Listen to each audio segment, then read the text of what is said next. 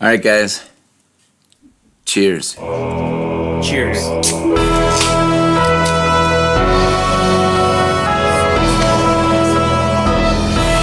Party foul.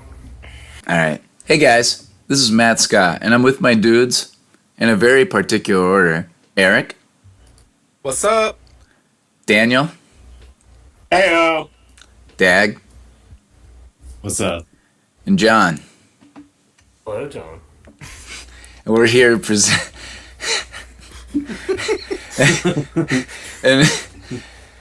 and we're here to present our new podcast, The Movie Podium. The premise is that each week we collectively choose a movie to watch on our own time. We then get together every Sunday night and bullshit about the movie, kind of like a book club, but for movies. We also came up with a set of questions to ask ourselves as we watch the movie to generate some fun comparisons and an analysis of the movie. For example, one of the questions being, is this a Podium movie or top 3 for the year of its respective release? So for instance, if we chose Casablanca, does this movie Podium in the year 1942? Considering it's one of the all-time greats, I would think so. As we go through this episode, we'll go over each of the questions that we have for this podcast. I've been listening to a million podcasts with all the traveling I've been doing for work and thought why not try to record something of our own, and plus it's a fun excuse to watch movies and talk about them with friends. Without further ado, we present our next movie. Good Will Hunting, a film by Gus Van Sant. We just did a goofy one with our posse favorites and That Thing You Do, and go to a semi-serious drama in Good Will Hunting in 1997. This is the first time we've watched a Best Picture nomination. Feel like this is a big deal crossing over to the critics' side completely. Seven was close. This actually had a nom. So while it doesn't win, thanks to Titanic playing a big spoiler in almost every major category, it also launches two of our generation's biggest movie stars in Ben Affleck and Matt Damon. While they famously wrote this, did you know that Matt Damon originally wrote this for a playwriting class at Harvard, and after showing it to Ben Affleck, they worked on it and set the tone for the rest of their careers. As we asked for Seven, this, I think, has another strong case for possibly being on the podium in 1997. First thoughts? This movie had me fucked up, sort of like Seven did. Again? Guys. Kind of. It was like, I've seen this movie, and Yeah. it's been a while since I've seen it. I knew Robin Williams was in it, because I've seen it before, but like, seeing, like, the moment that you see him on screen again, it just kind of like hit me a different way this time. Yeah, and I was I like, agree. holy shit. But yeah, that's the part that fucked me up. Awesome. Yeah, I agree. I have a lot of notes on him in this. He is fantastic. Oh, he's so good. He's awesome. Anybody else? Dag, any thoughts?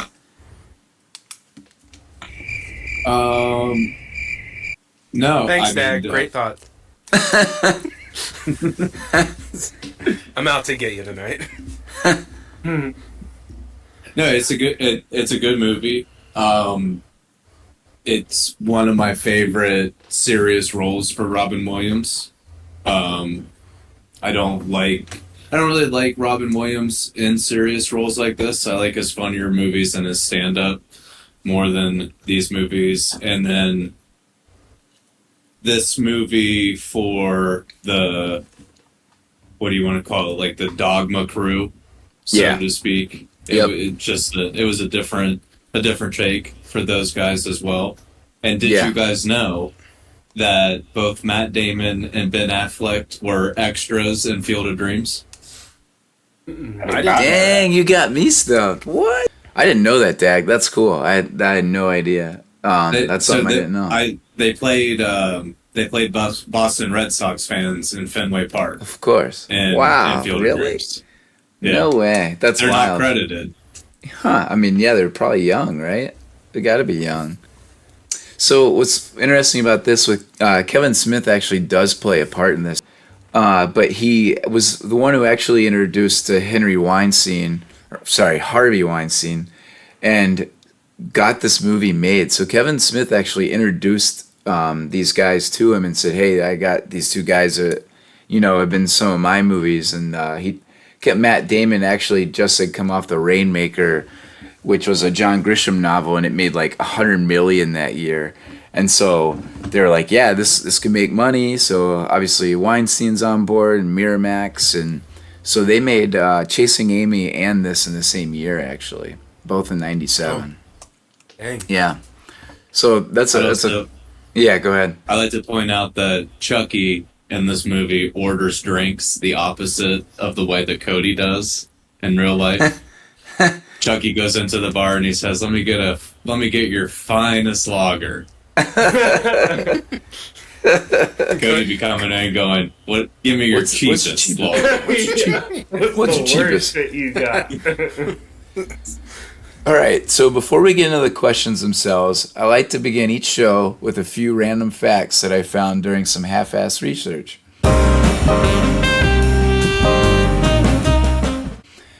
All right, so this has a 8.3 on IMDb. It won 2 Oscars. Best Original Screenplay, obviously, as we talked about, written by Matt Damon and Ben Affleck, who are also the youngest to win that award. Pretty cool. I think they were like 26, 27, around there. And the other win was an actor in a supporting role, in Robin Williams. Good Will Hunting was originally brought by Rob Reiner's production company, Castle Rock. So this is Ben Affleck and Matt Damon. They wanted to, star in their own movie. They're like, we wrote this, we should be playing these parts. Matt Damon was in a few things, and Ben Affleck, and so like, we want to act in this. Castle Rock actually said, no, we want Tom Cruise and Brad Pitt and Leonardo DiCaprio to star in this. And they said, hell no. So they kind of fought for this for about a year, and then that's when they got Miramax to buy it. So good for them. I mean, this movie might have not got made, and how weird would it have been to see Brad Pitt playing a super smart guy. I just don't know if he fits that role. Especially verse 7 and... yeah, I mean, any movie. He's like, when does he play the smart guy? He's like the he's clever, just maybe, kind of but not. Yeah. So I thought that was cool. Let's see. So we kind of talked about Gus Van Sant there at the beginning, Dag. So, like David Fincher. Did we? Who is he again? Yeah. Well, so, like David Fincher, he actually got to start doing music videos. Turns out a lot of these guys did, right? So that was kind of how they got introduced to it. So he did stuff with David Bowie, Red Hot Chili Peppers, Under the Bridge. That was directed by him. So he came out with a movie in 1989 called Drugstore Cowboy, and with Matt Dillon. And so Matt Damon and Ben Affleck loved that movie. And so that's kind of how they wanted to land with Gus Van Sant. Can you guys guess who painted the picture in Robin Williams' office? I can't tell you. I'm going to say Matt Damon. I'm going to say Casey Affleck. Daniel, got a guess? No, I have no guess. Our boy, Gus Van Sant. Gus! Did anybody catch Matt Damon's name tag at the beginning of the movie? Nope. Thought this was bizarre. I didn't look this up. Movie. The beginning of the movie, he's the janitor. And he's got a different name tag than Will? Then Will? Yep. Does it say Goodwill? Correct. Nope. Does it say Gus? How about... I wish, but no. Most generic name you can think of is... John. Close. Bob. Bob. Bob. Bob. All right. Everybody ready for some questions? Let's do it. All right. So first up, we have favorite thing about the movie.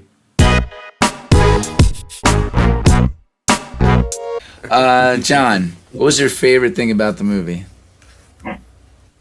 Calling me out first. So, part hit me in the feels the worst was after the first session that Robin Williams has with Matt Damon. and he almost chokes him to death, which is fucking great in itself. But he basically puts him in his place and tells him, "You don't know shit. You tried to pick me apart, but you're wrong, and here's why." And that whole basically putting him in his place. Yeah, the bench scene, right? What's that? The bench scene when they're on the bench and they're talking back and forth. Yeah, that's one of the best scenes in the entire movie. It's not one of my best scenes in the movie, so All right, what's your favorite? Mister, I like Happy. I do like Happy. These sad ass movies are bumming me out. It's not even that sad of a movie. It's not. It ends optimistically. It was way better than Seven, and like I said, I think it's a good movie.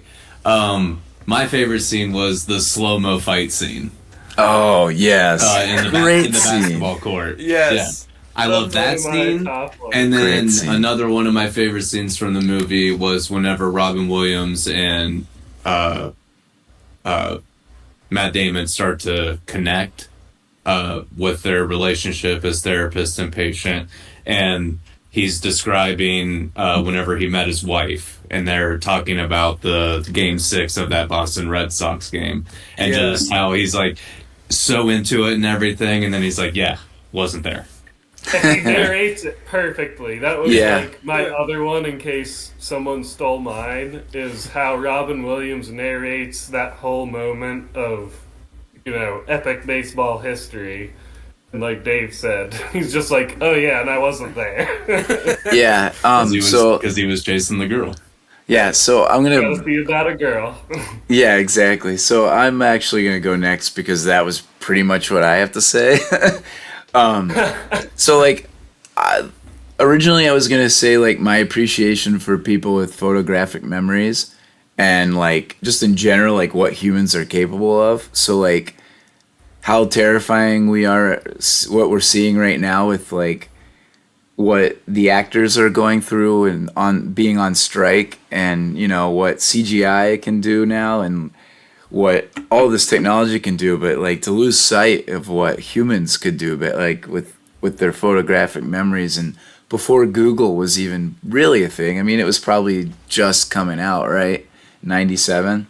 So that was what I was gonna say, but I can't deny how amazing that baseball scene is. Like, me, I gotta talk about Carlton Fisk hitting a home run in Game 6 of 1975 World Series. Like, how can you not be romantic about baseball? The footage of him describing it is incredible.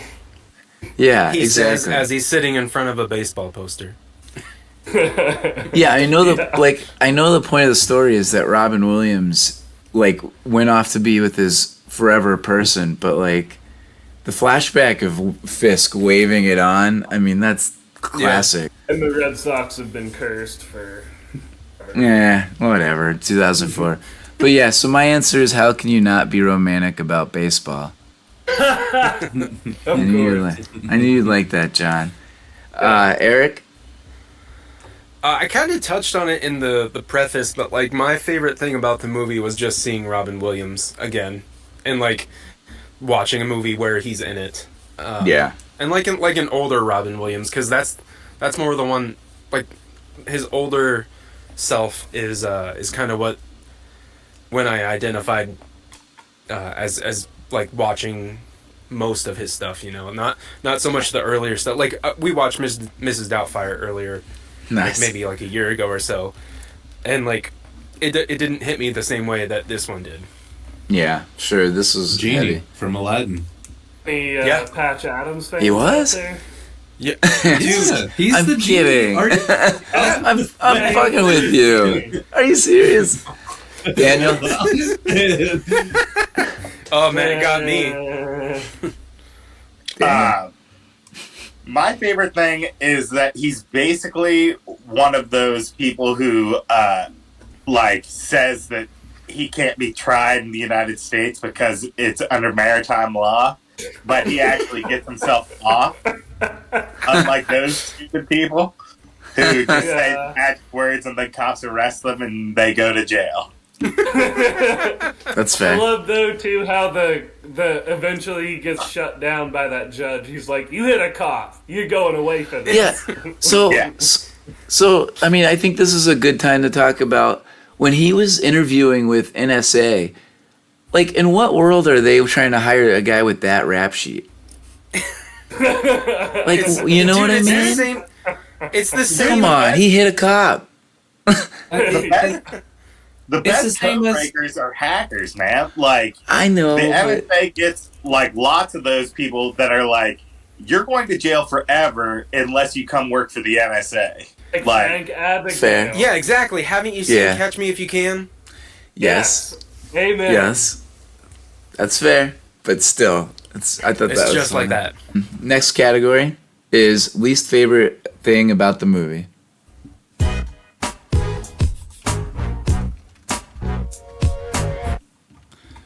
All right, let's go back to Eric.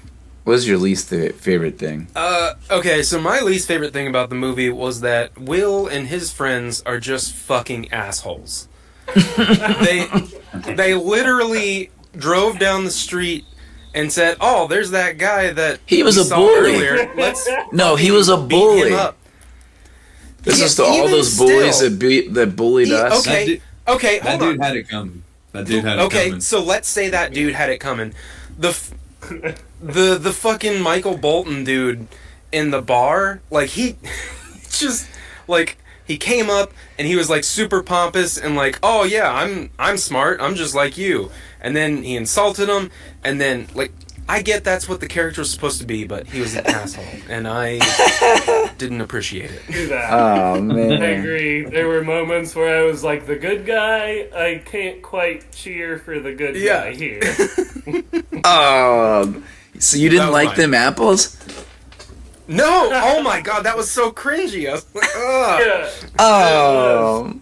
I wish they would have just fucking beat that man with an inch of his life. That would have been I'm with you here. Yeah, I mean, in a real world, sure, they probably just beat the shit out of him, right? They don't do the soliloquy. Like, Matt Damon just fights him, right? But for the movie, that's such a great scene. Well, for Matt Damon's character is all about, like, showing people up who Yeah. Sorry, I meant Casey or Ben Affleck probably would have just lit him up. You know what I mean? Yeah, like, hey, you picking on me for being dumb? I'm the bully here. Yeah. Fuck you. I'm gonna fight you. Yeah. That's what bullies do. Again, like I get that was the character, and they did that very well. Sure, so well that I said I don't like you. That's a hot take. That is a hot take. Oh, hold on, wait. That's a hot take. It's getting hot in here, so hot. All right, John, is that your least favorite thing, or do you got something else? Oh, it was one of mine. I'll go a different route for one of my least favorite things, which was Robin Williams is having a breakthrough with Matt Damon. He's just walking towards him, and he's like, "It's okay. It's not your fault." That is one of the most. That is one of the most critiqued scenes in the entire movie to this day. That is one where some people are like, "Was Matt Damon overacting? Was that natural?" Like that is. I do understand like, that one. It got me like out of the movie. I'm like, this is really kind of weird. Dag, what's your least favorite? My least favorite thing about the movie was how unrealistic the relationship between patient and therapist was. You're not going to have like a friendship with your therapist. You shouldn't have friendship. You shouldn't have a friendship with your therapist. But also at the same time, he wasn't necessarily like a registered therapist. Like he was somebody helping out a friend who was trying to take advantage of this kid's smarts. Mm-hmm. And that was the other thing that I didn't like about the movie was Lambeau's role. The way it was just cool for him to prey on students. He was a super he is a creep. He preyed on a few girls like that were his students. And then he's just totally taking advantage of Will for his own amusement, and I'm guessing probably trying to capitalize on him. wanting to get another type of award for finding this boy genius. So my least favorite was his attitude in general. I said the Harvard professor shit don't stink attitude. Like, I just didn't like when he like would wear his robe, and like when he's talking to Robin Williams talking about his Fields medal. He always had the scarf. Yeah, like, and his Fields medal. Like, who gives a shit? Like, that attitude is what I didn't like in general. Like, when he went into the janitor's office trying to find out who Will was. And yeah. I love that scene. This is Professor Lambeau. This is Professor Chad. What did he do? What did he say? Like, what did he do? Did he do something? Professor Chad. I don't know. I can't remember the name, but yeah. Daniel, what's your least favorite? My least favorite was the whole like relationship between Will and the professor. Like, yeah, we're all on the same page then. Yeah. To just more on like how weird the professor was, and like those kind of like whenever they first start hanging out, and that weird like hair tossle that he does to Will, I was just like, whoa, that was weird. Yeah. Then the professor's like assistant is like, oh god, I'm so jealous of the guy who was like, his assistant has a crush on him for sure. The first time that Will and Skylar kiss, their mouths are full of food. and all I could think was is, man, that is like, you would have thought the relationship would be a lot stronger, having been their first kiss was whenever their mouths were full. Will's just a stubborn That's disgusting. boy. Who's going in for their first kiss with your mouth full of food? She Lady in the let's Tramp. get it over with. That's Lady in the Tramp. And nobody tried to finish eating or anything. It was just. Oh, she's gonna get some of his pickle, all right. All right, so our next category is favorite song moment or score scene.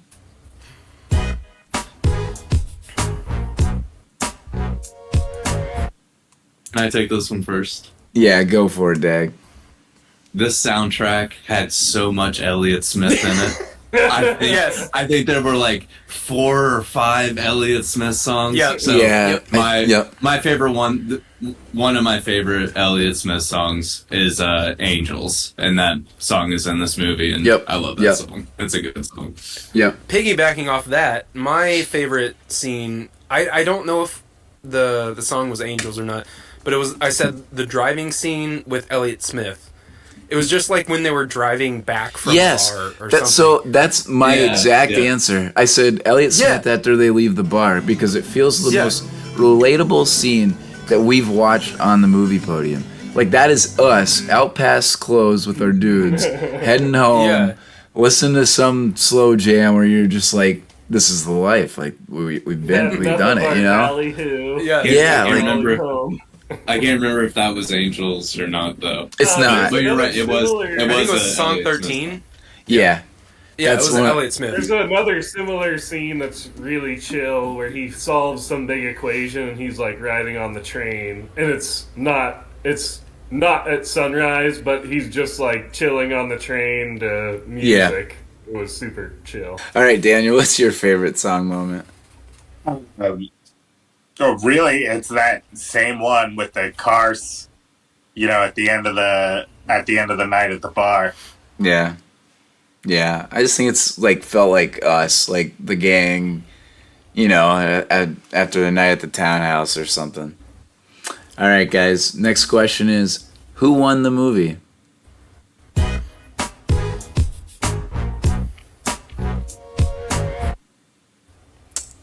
All right, so let's go with Eric on this one. Eric, who won the movie to you? I mean, I've said it before, but Robin Williams, he was the best. Like, Matt Damon was great. All the actors were great at playing their parts, but Robin Williams just really, really fucking stuck out. Yeah, absolutely. I mean, and so I'll piggyback off of that and go next, because I also said Robin Williams, or like my admiration for Robin Williams is what I said, because like I went into this knowing his pedigree and his movie list and thinking, well, he was up for Best Actor in The Fisher King. He was up for Best Actor in Dead Poets Society. But like after watching this might be my favorite movie of his, like that he's in, right? And we'll get more into that. But like he just steals my attention in this movie. He like 100%. In this movie, he has one of the best overall spectrums when it comes to emotional display. Like that scene where he's talking about like it's not your fault. There's all the funny scene, like the bench scene again is one of my favorite scenes. I mean, that bench actually went on to be when he almost kills Matt Damon. Holy well, Yeah. that too. So that bench, they actually went on to memorialize it for him. So like people put flowers there and stuff. So like that scene, he crushes in that scene. Yeah. Anybody else have Rob? Go ahead. Well, I was just gonna say, I think you put it perfectly when it's like he steals your attention. Yeah, absolutely. Like it's like you're watching him and his character, and the movie's kind of just like happening around that. Oh, 100%. Yeah. Anybody else have Robin Williams? Yeah, I had Robin Williams as my favorite.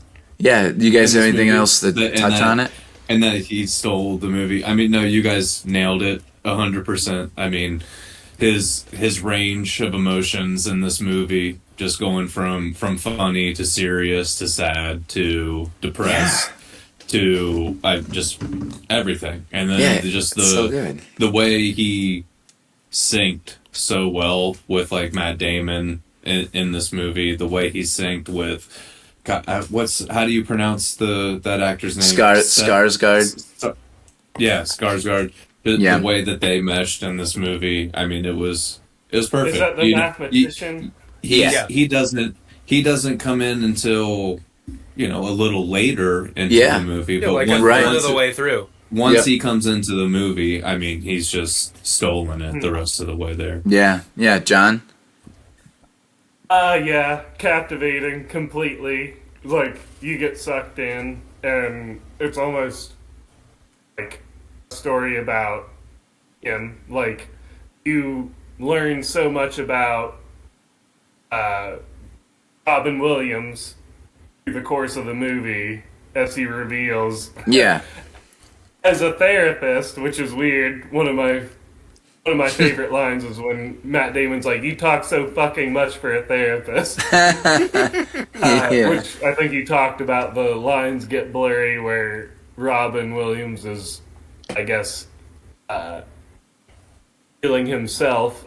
But yeah, I can't disagree with anything that you guys are saying. It was just great. Yeah, Daniel, who won the movie for you? I think Matt Damon and Ben Affleck win this movie. Awesome. They launch from this movie into like real superstardom. They become the kids from Boston. You think about Boston, you think about the Red Sox, you think about the Celtics, and you think about Ben Affleck and Matt Damon. Yeah, like I agree. I mean, yeah. So for you, Daniel, is this the most Boston movie, or is it The Departed? I think this is the most Boston movie to me because it focuses more on Boston. Exactly. I actually agree with that. The Departed could be New York with a different accent, but like this is like there are a couple of boys from Southie. You have the Red Sox. With the monologue or the conversation about the Carlton Fisk cover. Yeah. You have, MIT, one of the most prestigious colleges. Harvard. Yeah. Yeah, absolutely. I'm glad that we got to talking about top 5 or top Boston movies because I have my top 5 movies set in Boston. All right, well, this better be number 1, Dan. Oh, I think I know one. So, outside looking in, we have Black Mass, which is the movie about Roger Burley. I can't remember it. He's a crime dude played by Wait, are you talking Johnny about Depp? Whitey Bulger movie? Yeah, Whitey Bulger. Yeah, that's it. So that's Outside Looking In is Black good. Mass. Number 5 is Blow, also starring Johnny Depp. That's in Boston? Blow is set in Boston. That is correct. That was Miami. Because they sneak coke. Number 4 is Good Will Hunting. Oh, Number 3. Didn't quite make the podium. Number 3 is The Town. Yeah, the town's you great. can't. The Town is a good movie. Was good. The Town is a great movie. That's my 3 too. Number 2 is Ted. And number 1 is The Departed. Oh man. ooh. Man, I It's a would. fucking good movie, though. Oh no, I agree. I'm with Daniel because I just think the amount of scenes that are actually Boston actually might be more than The Departed. I mean, The Departed has the more Boston gangster side, but yeah, it's a tough it's a good argument between those two, I think. My thing is, it's not just about like showing where they are. It's also about the feel of, like, those guys feel like kids from Southie. Yeah, like, yeah, dirty 100%. Southie Bostonites. Where Yeah, and Matt Damon might have. says something really, brutally touching to me, where he says those retarded apes, as you call them, to the mathematician. He loves them because they would basically break someone's head open with a baseball bat. Yeah. The drop of a hat. Basically, that they're loyal to him. And I'm like, yeah, that's really beautiful, but real fucked up too. The Town was on TV recently. Town's and good. I just left it on because I just finished watching Good Will Hunting. I had just finished thinking about my top 5 movies set in Boston. And there's a scene whenever the cops are questioning them after like whenever they rob the bank truck. Yeah. And Spoiler he alert. says, he's like, don't they teach you guys to read in Charlestown? Yeah, it's funny because like these guys are in all of those movies, right? Either Matt Damon or Ben Affleck. So Yeah, they've there's captured that the guy who screen. plays like Hawkeye. Help me out. Jeremy Renner. Jeremy Renner, yeah. Oh yeah, that's Jeremy him. Renner. Yeah, Yeah. he does a real good job in The Town. So next category, is this a podium role for any of the top billed cast members?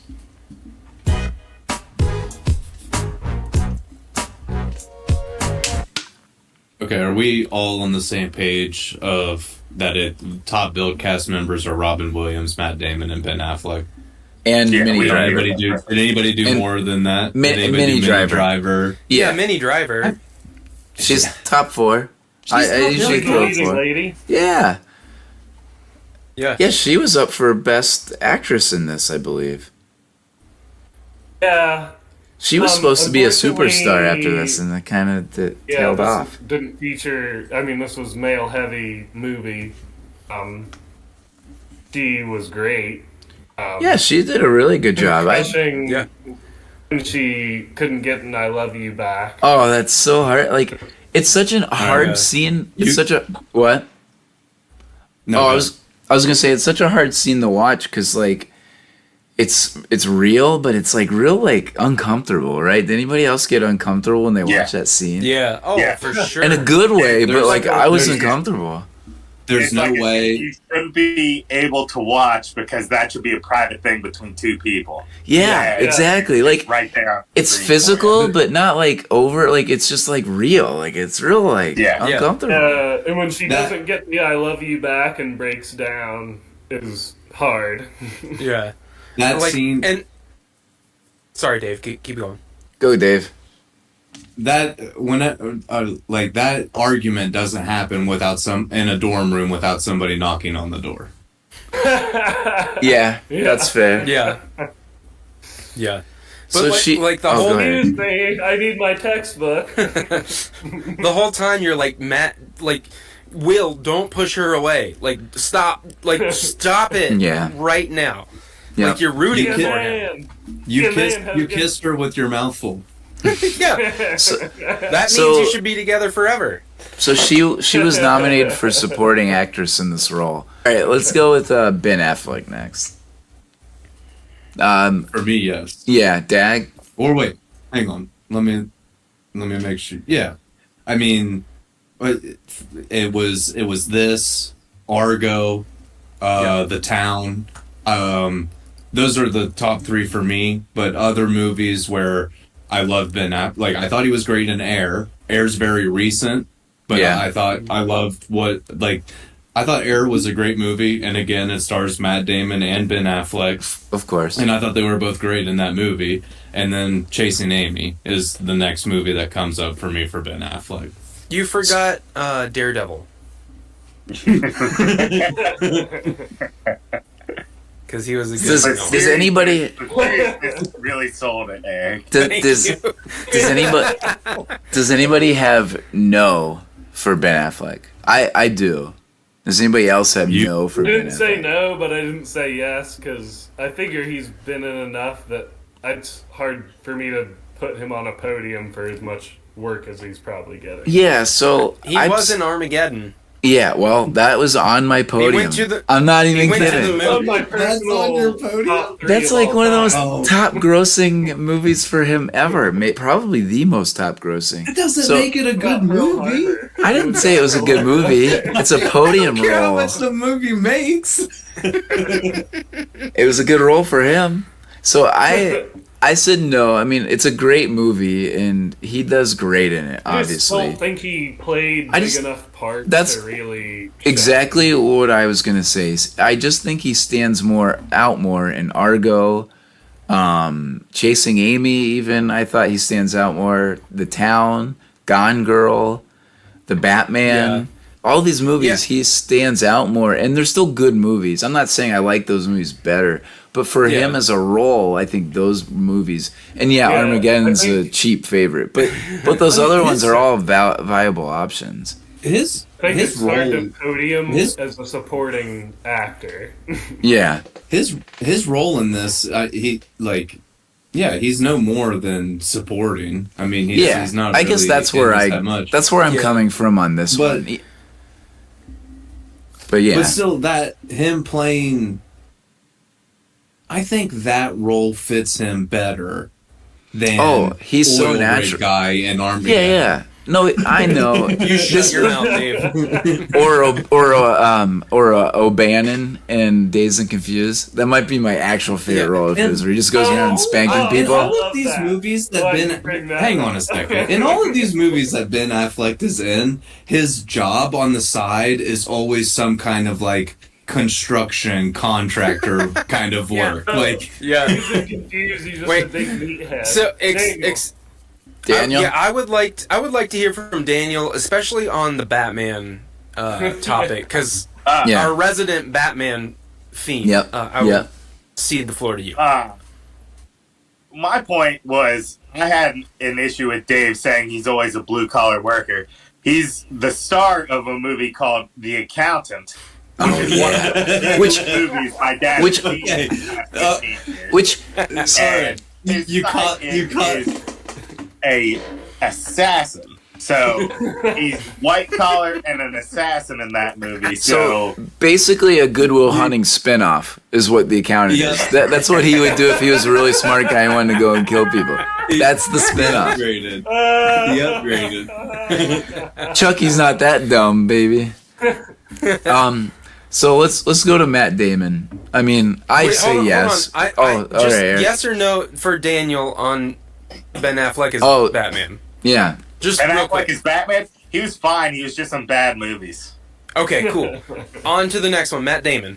All right, Matt Damon. I'm gonna say yes. I would say The I would Martian, say yes. The Departed, and this. I mean, again, one of those big actors, but he is the guy in this, right? And he wrote it, he plays it, he makes this movie. Even though Robin Williams might be my favorite person in the movie, I can't see Brad Pitt doing this. I just can't. So I say almost yes. said no because I love him in the Bourne movies. Oh Yeah, yeah, he's yeah. great. But The Bournes are great. I put yes because after thinking about it more, that this was more of a career making Sure. movie than I agree. like, so all of those that preceded, also good movies, but not what made him as an actor. I Bingo. don't think. Bingo. Yeah. Exactly. I agree. Anybody say no? I didn't initially, but because he's established him and he's been probably churning out a lot of good roles since. I think some of his later work might bump this movie off his personal podium, but certainly this would have been his number one movie at the time. Oh yeah, definitely at the time. I mean, again, he was only in like small things like School Days. He was like supporting at best. Like he was always losing to Chris O'Donnell in roles. So like originally Isn't he quarterback for the Steelers? yeah. That's Neil. So this Son of a Woman. Did you guys ever see that one with Al Pacino and Chris O'Donnell?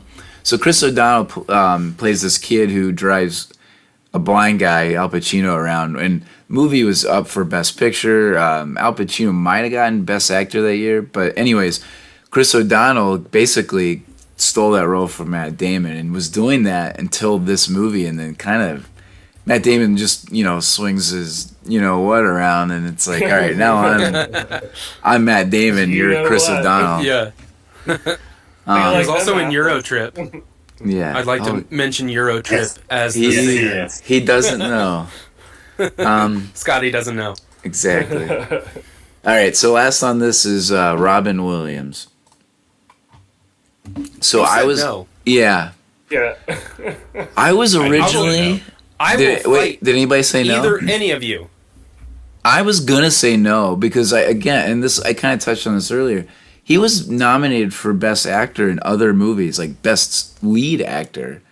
In Dead Poets Society, the only reason he loses is because Daniel Day-Lewis wins for My Left Foot. So like he goes on a 3-year run where he's actually up for a Best Supporting or Best Lead Actor role from 89 to 91 or something like that, where it's Fisher King, it's Good Morning Vietnam.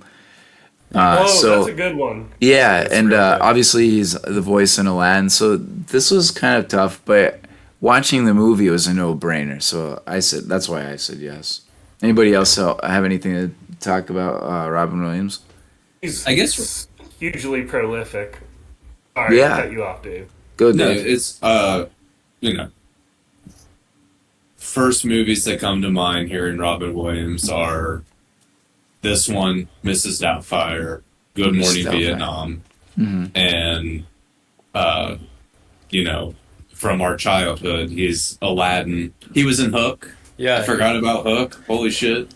Hook's critics did not like. I mean, Hook bombed when it originally came out. That's what's funny. Like we love it. It's a cult classic. Hook is not a good movie. No. It was a Agreed. good kids movie. It's I'm a good telling cult. you, he did a lot of movies. Some of them hit, others missed. Yeah, was it Insomnia that he did? Where like he What was that weird ass movie he did? Bicentennial Man. oh, get out of here. He was in 1 hour photo.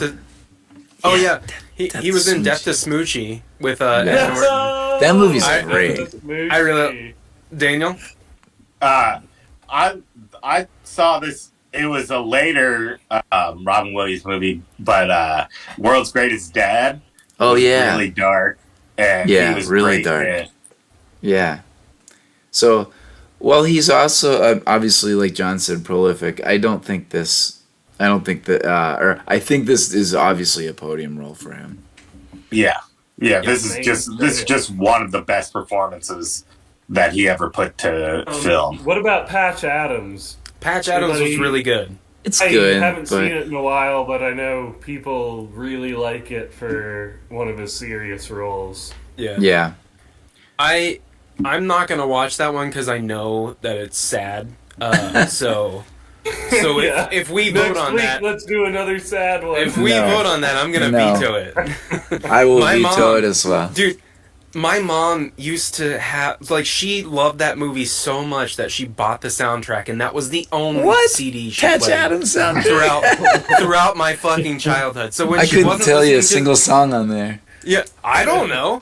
When she wasn't listening to the radio, she was listening to the Patch Adams soundtrack. Wow. That's That's awesome. amazing. That Yeah. is funny. All right, guys. What a CD to have. What a memory. Like, Yeah, that's that's a- a, It's fun. it's like what a it's- memory of Robin Williams to have. Like, Yeah. It's awesome. All right, guys. Does this movie podium in the year 1997?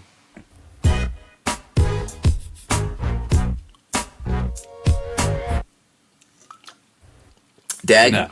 I know you want to go first, so Yeah, you say there's- no way. There's no way. There's no. There's too many. Getting hot in here. That is Why a is that hot take. take? All right, Oh, name it's me, a hot take. Pretty hot take. It's a pretty hot take. name me, give me a ballpark here. Tell me what you're working with. Yeah, give us the top 3 movies Yeah, of I guess we have 1997. 1997 for Dave. Podium here. Yeah, let's. This is 97. Yeah. Yeah. Yeah. Oh, where's your research? You're gonna tell me no and not No, no? I had my research, but He had it, freaking- folks. He had You it. better research your research. Sorry, I mean- Zoe chewed it up. Zoe, good Yeah, girl. she ate my fucking laptop. Had to get a new laptop.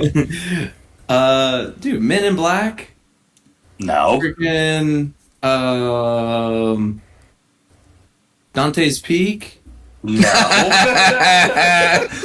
Like, what are we talking about This here? is, play me a hot take. Movies. We need to Beverly play that Hills again. Ninja? Play that. Play Beverly Hills play, Ninja, Play Nelly. Liar again. Liar, We're getting hot in here.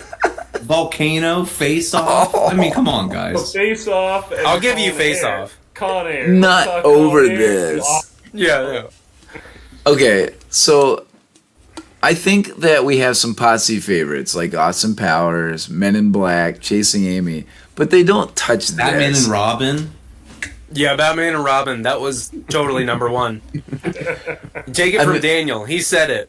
So I think the top Daniel- 3 is Daniel Ferguson said that Batman and Robin is the best Batman movie ever made. End quote. Say it. Say it. No, he doesn't have to say it. He told me. I quoted him. And you can quote him. so. So I think this Boogie Nights, which I think is actually the best movie of the year, and it might not have been at the time, but like as time has gone on, Boogie Nights kills it, and I want to do that one eventually. Has anybody not seen Boogie Nights in this group? Haven't. All right, well, we're gonna watch that one, and then you'll be like, all right, these are the best 2 of Is that one '97. of them PG-13 movies? No, it's about Mark Wahlberg being a porn star. Oh, nice. So no, and he has a big dick. So no, So in. not PG-13. So I would say this is definitely a podium movie. If I'm being totally honest, I think I messed up and thought this movie came out in '96 because our timeline already got messed up. So I think I was looking at '96 movies when I took that note. Daniel, do you have any other thing you want to add to the podium for this year? No, it's clearly one of the top 2 movies. I haven't seen Boogie Nights, but I know of Boogie Nights. Sure. But, like, it's just clearly one of the best 3 movies of this year. It just Yeah. really is. Yeah, I definitely Boogie Nights is want a to. good movie. Yeah, I want to watch that with you guys because you guys are gonna love it. It's Yeah. great. Like, it's a movie that would be hokey now because of how deep it got into the culture. Yeah, absolutely. Like, Yeah. you know, the whole genius who's a janitor, all that sort of stuff would just be like, if you made, we'll get to it. I was about to say that leads me into. Oh wait, hold on. I would like Oh, to. all right, I would yeah, like, yeah. I would like to throw up on the podium Not literally. Vomit? Throw. I would like to. Get the mop out, Will. No. I would like to suggest for the podium The Fifth Element, because that John, fuck you. The Fifth Element is awesome. I love it. I'm sorry, John. I love you. I don't have anything to add. That was on my podium for 97. No, Fifth Element. It makes, I'm not quite sure where to place it with this movie. I think it shares the podium with this movie and Contact. Yes. Contact, wow. That's a different top Those are my top three. three for 97. Damn, we got Batman and Robin. We got Contact. We got some wild taste. Contact is so boring. It's also 154 minutes. Yeah, it's so long. Dave would love that. Boring. I think. I don't know if that's the exact They're number. like, no, It's a terrible movie. Contact is terrible. It's rough. 154 minutes. Now I know why I've never seen Contact. Yeah. Reception time is altered because of the journey that the movie took you on. That movie just sucks so hard. Where were you on our Bond episode, John? You might not. Yeah. You might have known that satellite question. Contact is so terrible. We should get Bogey on here with John for a Contact episode because they both love that movie. We should. I'm lukewarm on it. I like the idea. Special Contact episode with Jordan. None of the regular people are on that episode. Next category. Does this movie get made now?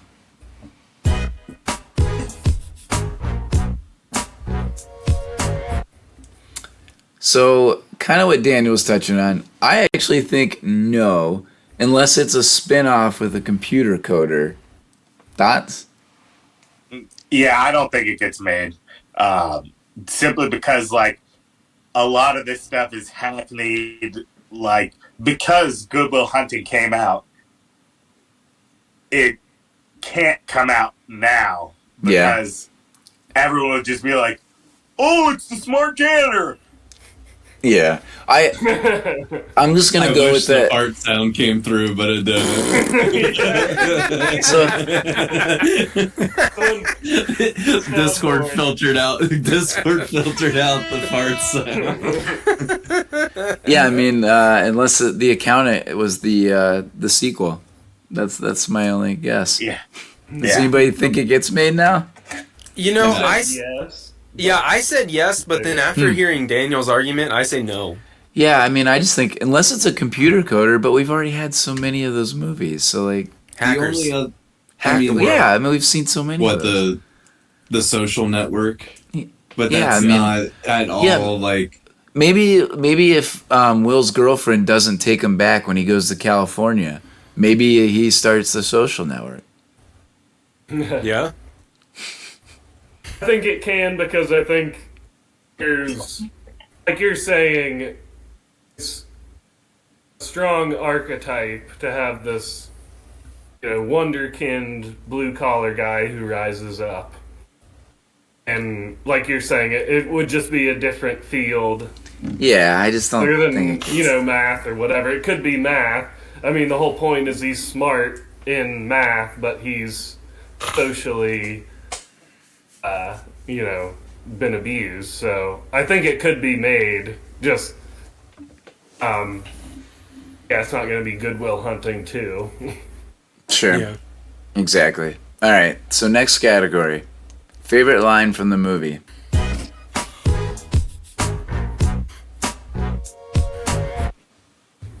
My boy is wicked smart. My boy's wicked smart.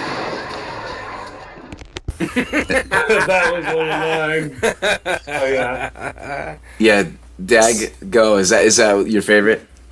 But that's one of my favorites. I've got a couple here. I'll let some of the other guys go and Go. see if, Okay. and see if Yeah. they name some of my other ones. Sounds good. Eric, you want to start? Sure. One of my favorite lines was from the great instructor, it is a difficult theorem can be like a symphony. It's very erotic. A difficult theorem can be like a symphony. It's very erotic. Describing a fucking math theorem as erotic to your student is ridiculous. And then my other one was, it's not about you, you mathematical dick. Don't blame you. It's not about you, you mathematical dick. Yeah. That was Robin Williams to the professor. Yeah. Professor That is a good Limbo one. was horny. in Dude, this he movie. was. He's a fucking creep. I didn't catch that when we were kids at all. I feel Yeah. so. Yeah. He's not trying to hide it either. No. John, what do you got for favorite line? I'm trying to cue it up, but I can't find it. It's when the mathematician first comes to Robin Williams and is asking for help, and Robin Williams like, "What? Do you need clean blood or urine? What is it?" What? You have to have blood and urine? What's up? Daniel?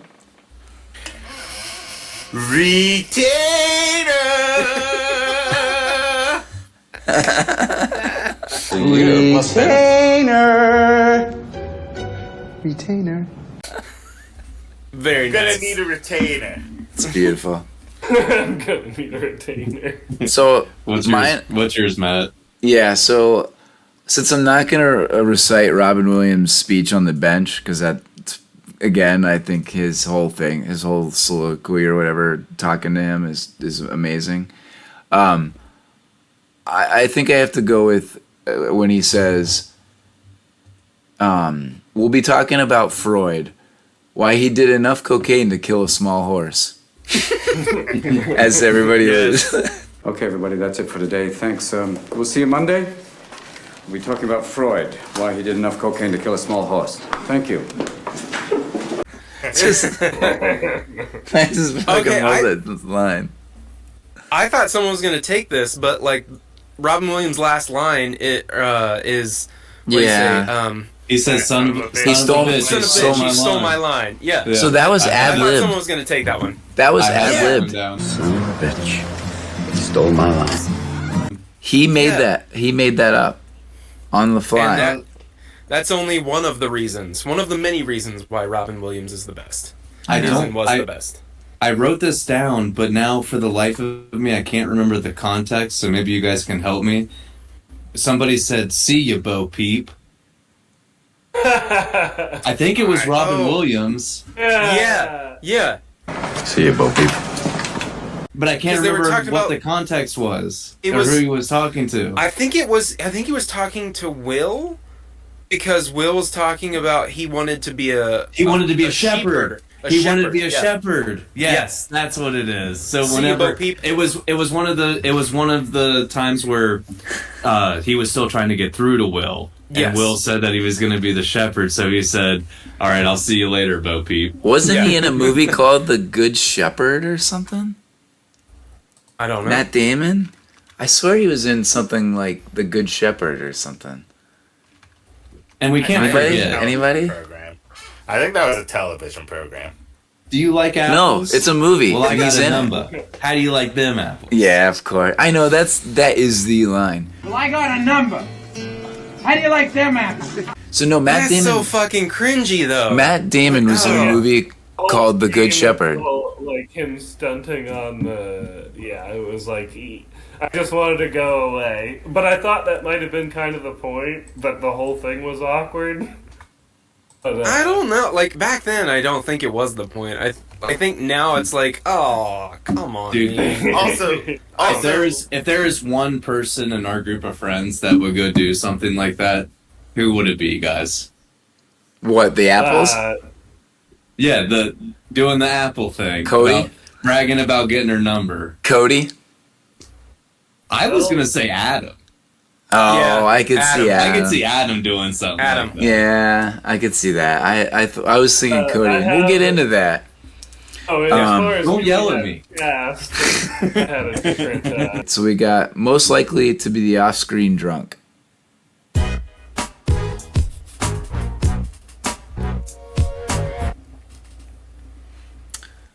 All right, Daniel, who do you got? I have that obnoxious professor. Interesting. Because Kind of like a rock star, sort of. Yeah, because he offers to take that girl for drinks when he's waiting at the therapy session for the first one, where Matt Damon or Goodwill Hunting turns the therapist, out on his ass because he's like, "You're gay," and the therapist is like, What? Gotta get past the tomfoolery. He also, like, straight up flirts with one of his students that approaches him, like, on a They're like, "We just want to know who solved the equation." He's like, "It's Saturday. Want to have a drink with me?" Yeah. Well, and Minnie Driver answers the phone and says, "Professor, whatever his name is that you?" Is that you again? Whoa. Oh, I Yeah, didn't Professor realize Lambo, it is was that the you? Same name. I knew. Yeah. I thought that it was a professor, but I didn't think it was. The Yeah, same it was the one. same one. It was him. He's a creep. Mine. Yeah, I had Billy. Billy is played by Cole Hauser, who is Reb from Yellowstone. And Dazed and Confused. Dazed and Confused. Yep. And he's the dude with the red hair that's always. Yeah. He's the friend of the group who I think he's always there, ready to back up his buddies for a fight. He's always there, ready to have a drink. So I pictured him as being camera drunk. He's wearing a wedding band too. I noticed. Really? Cole Hauser? In that movie? No shit. You're serious? And so yeah, he's just basically there, ready to go. What? And to hit No Casey way. Affleck. Holy shit. That's wild. Eric? I said Robin Williams' character, just because he's been through a whole bunch of shit. Yeah, he does drink a lot in that movie too. He drinks a lot. That's my answer as well. He drinks a lot, and my answer keeps going to the same thing where I think I romanticize over the fact that you gotta drink your pain away in these stories. Like every time I'm like, I'm a sucker for the drink your pain away guy. I said that as well. There was so much smoking in this movie too. Yeah, everyone smoked cigarettes in this movie. Inside. Yeah, the first time you see it, you're like, I'm trying to think, when did the bans on smoking indoors start happening? Like 2004? It was the late 90s, wasn't it? No, late 90s? it was later. No, it was 2000. Was it the odds? Was it the odds? Yeah, because we would we'd bowl. Remember, we'd go bowling in high school, and your stuff would smell like smoke. Kentucky and West Virginia held on to it longer than Ohio. All this other stuff. Last I heard of anyone smoking indoors in Ohio was when Brad smoked a cigarette in Matt's bedroom when he beat you at NBA Jam. So it was 2006 when it was banned in Ohio. So a lot longer than it feels like, right? I mean, but I remember going to the bowling alley. Ohio was one of the first states, right? I would say probably not, but I don't know. I doubt We're it. never So the first in anything. maybe. So in '97, I bet it was go New ahead. York. I bet New York was probably one of the first.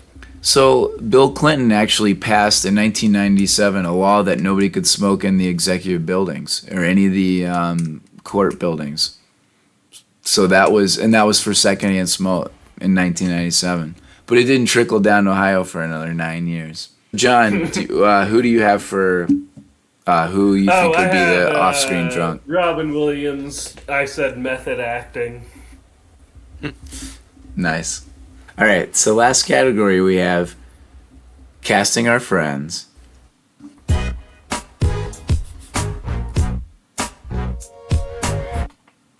Matt is Will Hunting because he's wicked smart. Wicked smart. Wicked smart. And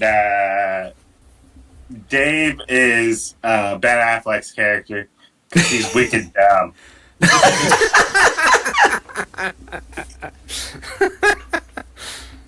Oh yeah, let's not talk about my loyalty to my friends and Oh, they're like positive. whenever they're in troubles and stuff. Like, yeah, let's not talk about that. Let's talk about how fucking stupid I am.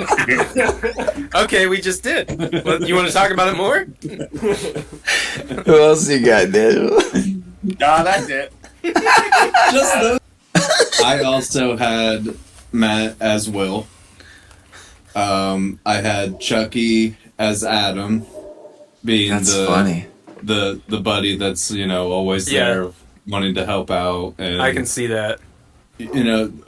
picking Matt up for rides, taking Matt to work, Holy taking Matt shit. to school, That's fucking accurate. all of that good Whoa, stuff. I had that's wild. I had Morgan, aka Casey Affleck. I had that as John. Because John's just always being a nuisance. I can picture John. We're gonna double burger. I can picture John Yeah, going up that's into Trip and Cinda's bedroom to watch porn and jerk off up in the bedroom. Why can't you jerk off at your own house? I don't have a VCR. Jerk off that. Why you being a dick? I had this one. This movie was great for casting our friends because there was the group of friends that they had. So that's pretty Sure. I had Billy as Cody, like Cody being the one that's just he's always down. And He's if ready to a fucking fight's go. if a fight's gonna happen, Cody's gonna be there and he's gonna throw hands. I mean, let's see. That's all that I had. If I had to cast Sean the therapist as anybody, maybe Eric. Like I can see that. Eric. I can see Eric as being the voice of reason, trying to get through to somebody. I could see that. Absolutely. Yeah, I could see that. Eric, what do you got? This was kind of hard for me just because all the people were dickheads in the friend group. My notes are Goodwill is Tommy because he's smart, and I feel like if anyone's gonna start a fight with a bully, it's Tommy for some reason. Bogey is Ben Affleck, his character, just because. I don't know, he's tall and charming. Always ready to go. Yeah, always ready to go. I said Matt was Billy, the dude who's just like, he's not going to start anything, but like if there's shit going down, he's going to be the one to come out. Clean house. And then I said my note is Squirrely Guy is Brad. And I was referring to Casey Affleck's character. Oh. Squirrely Guy is Brad.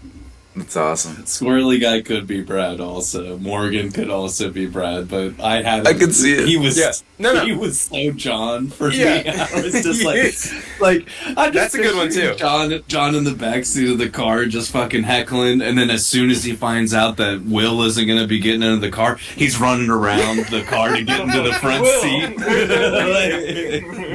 Didn't call seat check. Got it.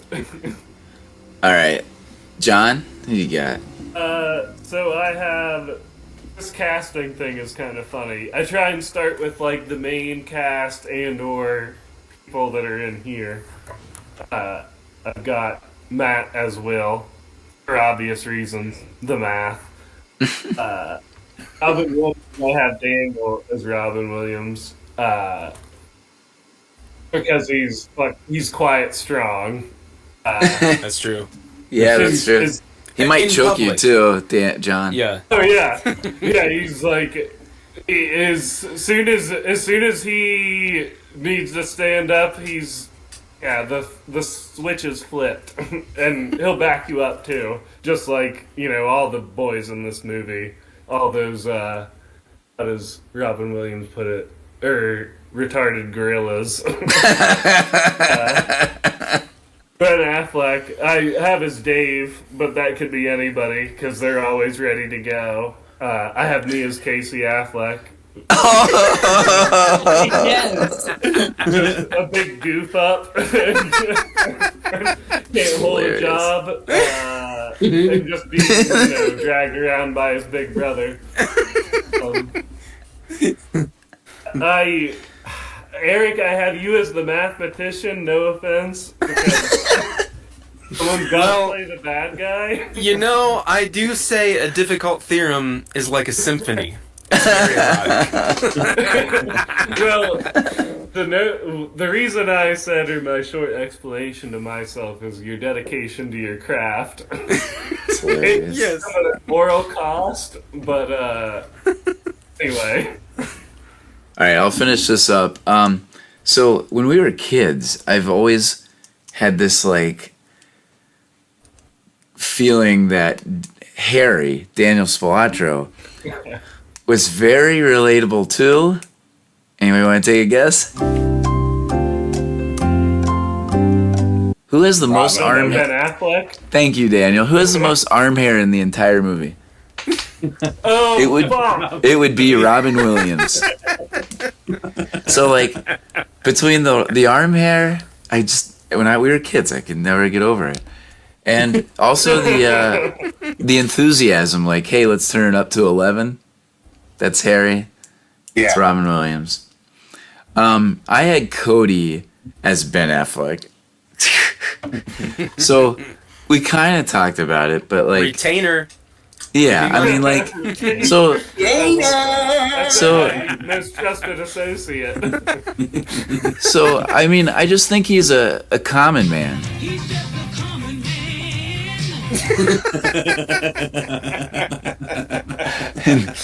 but also, like, he's got a chip on his shoulder. He's hardworking. I had that for Cody. And then I had Casey Affleck. I actually had Tommy. And the reason being is, when I was doing this half-ass research, I found out that he pretty much ad-libbed the entire thing. So like, he came up with those like crazy speeches where he like told the story. So like when we were kids, Bob Chase would tell the story, right? Right, Daniel? He'd tell the Irish story or the leprechaun story. Well, all of that stuff that Casey Affleck did in that movie was all ad-libbed, all those stories. So I just thought Tommy would do something like that. So that was my last one. Tommy is real good in the back and forth. Yeah, so that was what I had. Brother. All right, any last words before we sign off? Okay. All right, love you guys. Love you guys. Love you. Bicycle.